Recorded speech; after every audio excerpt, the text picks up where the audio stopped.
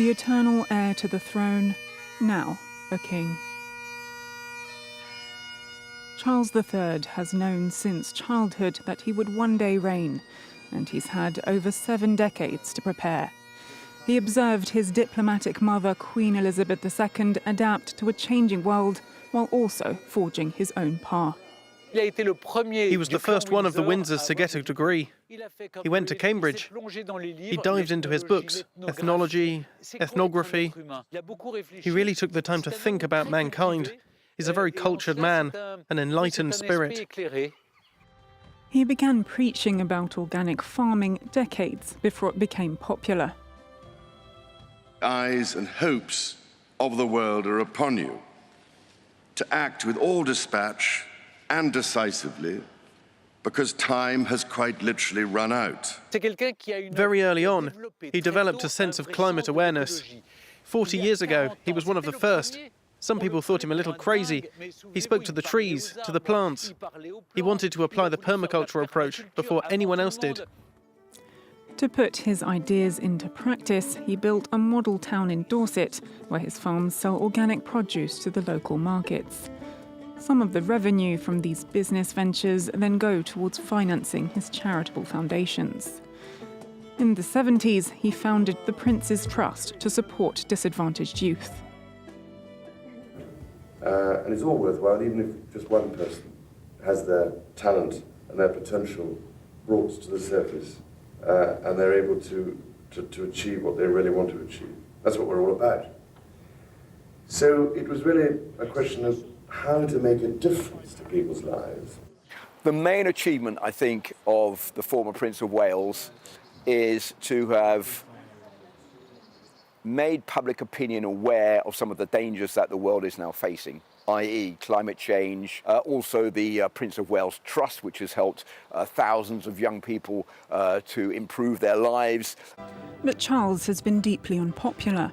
Outshone by his young and beautiful wife Diana, the public turned against him when they divorced in 1996 after his infidelity, a year before her death in a car crash in Paris. A vulnerable moment for the crown. Almost a quarter of a century later, Charles is now on the throne with his second wife and former mistress, Queen Camilla, at his side. It's Camilla's revenge. People used to call her loads of names. The witch, the Rottweiler, the other woman, the nasty woman. Not only is she now becoming Queen Consort, but for the coronation, she's now to become Her Majesty Queen Camilla. They're an old couple now. They've known each other for 50 years, married since 2005. In a certain way, she's earned her place. His mother's passing and the start of his reign come as the country is in crisis from inflation, political instability and the fallout from Brexit. My lords and members of the House of Commons. As a figurehead, he'll hope to unify a diverse and multicultural country. He's not just the head of the Church of England, but he is also someone who is there to guarantee the freedom of religious speech for many other religions in the world, which is something that he's also said that he is wanting to do. He's deeply European. He thinks that he can personify the post-Brexit period, whilst also maintaining a link with America and the Commonwealth nations.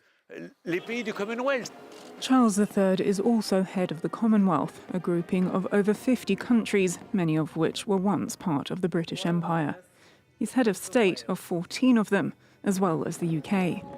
But several members are now considering whether or not they want to become republics, which would be a blow to the new monarch, who also faces problems at home. The main challenge for King Charles is the future of the British royal family, its future role, and its popularity amongst the British people. If you look at the latest opinion polls, there is a majority of young people between 18 and 25, over 60%, who are in favour of a republic and no longer in favour of the royal family. The Windsors have been rocked by a sexual abuse scandal involving Prince Andrew and by the high-profile departure of Prince Harry and his wife Meghan. leaving in question just how long this more than a millennia-old British tradition will endure.